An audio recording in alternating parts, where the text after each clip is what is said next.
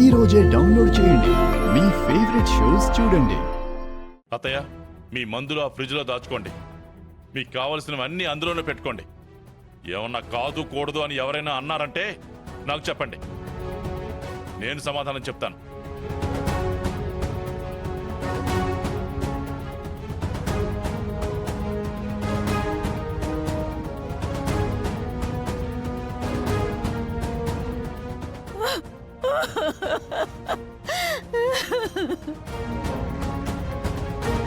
రండి.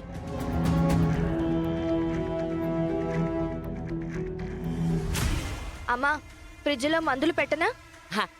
అందులో పెట్టాల్సినవి మందులే కాదే, పాలు, పెరుగు, కూరగాయలు, అల్లం, వెల్లుల్లి, కొబ్బరి, బెల్లం, కూల్ డ్రింక్స్ ఒక్కటేమిటే, ఫ్రిడ్జ్లో పెట్టాల్సినవన్నీ పెట్టు. వెళ్ళి పెట్టేయమ్మా, వెళ్ళు.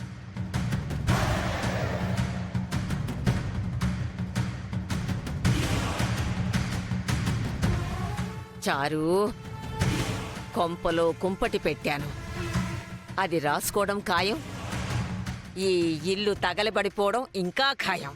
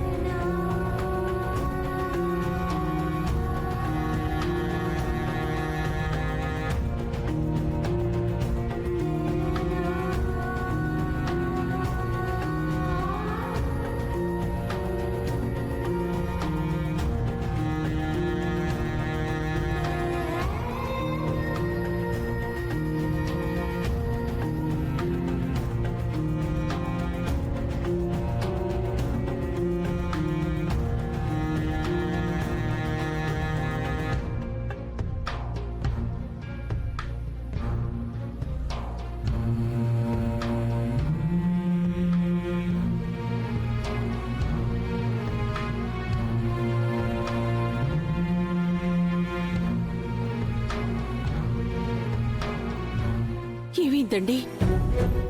ఎందుకు మీ కళ్ళల్లో నుంచి నీళ్ళొస్తున్నాయి? ఏదైనా కీడు శంకిస్తుందని మీ మనసు ఏమైనా కలవరపడుతోందా? ఇంకేదైనా దుష్టశక్తి మిమ్మల్ని బాధ పెడుతోందా?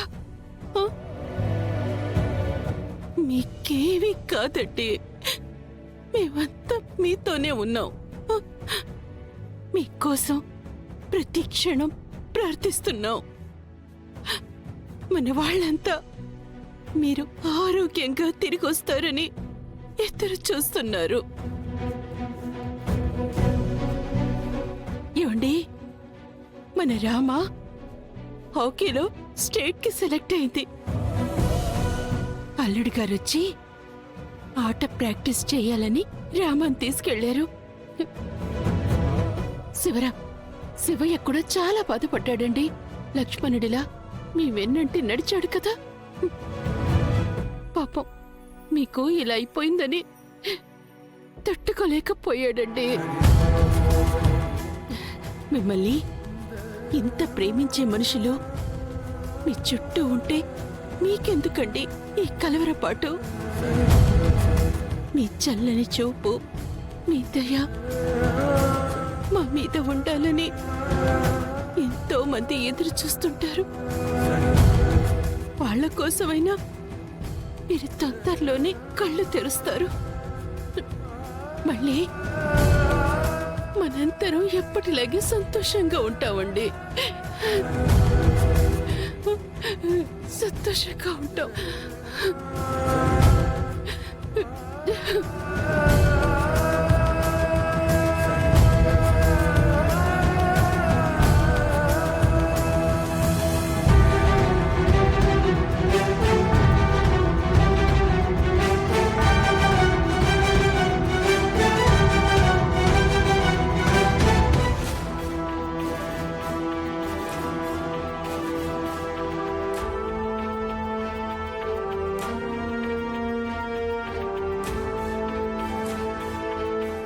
పోలీసులకి దొంగని పట్టించినంత గర్వం కనిపిస్తుంది నీ మొహంలో. ఈ రోజు మీ అమ్మ చేతిలో దాని మొహం పగలకపోతే నన్ను అడుగు. నాకెందుకో నీ ప్లాన్ ఫెయిల్ అవుతుంది అనిపిస్తుంది.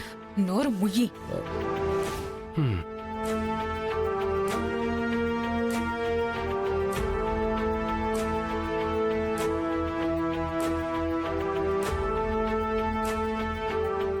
ఆగో.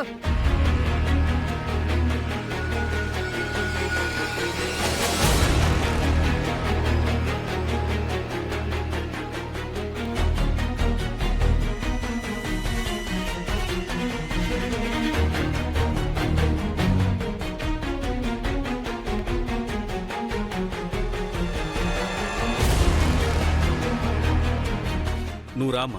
మీరుండండి, లేదంటే మీరు కూడా బయటికి వెళ్తారు. ఏమైందమ్మా?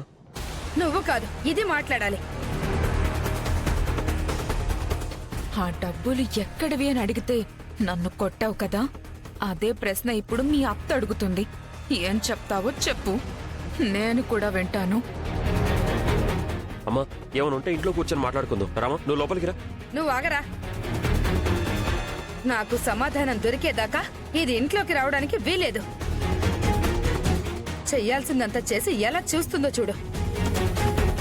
అమ్మా ఏం చేసింది? మనందరినీ మోసం చేసిందిరా.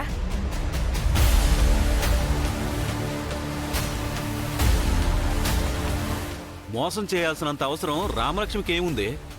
ఎందుకా? అవసరం బలమైందన్నప్పుడు మోసమే చేస్తుంది కదా. అమ్మా అసలు ఏం జరిగిందో ముందు చెప్పు. నేను చెప్తాను శౌర్య. మన ఇంట్లో వాళ్ళకి, ముఖ్యంగా నీకు కూడా తెలియకుండా ఈ రామలక్ష్మి 5 కోట్లు తెచ్చి అయోధ్య లంకలో అందరికీ పంచింది.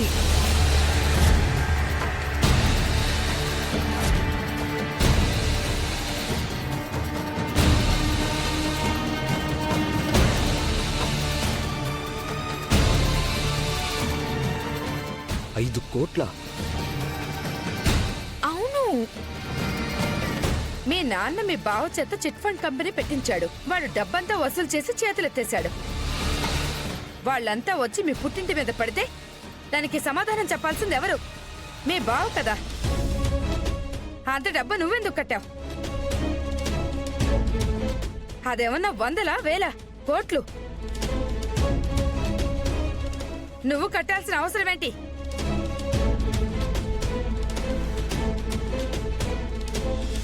బావ బాధ్యత తన నెత్తి మీద వేసుకుందేమో అత్తయ్య.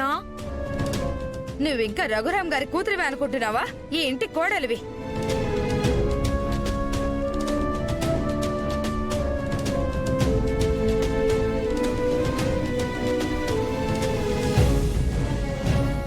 ఏంట్రమ్మా అమ్మ చెప్పేది నిజమా?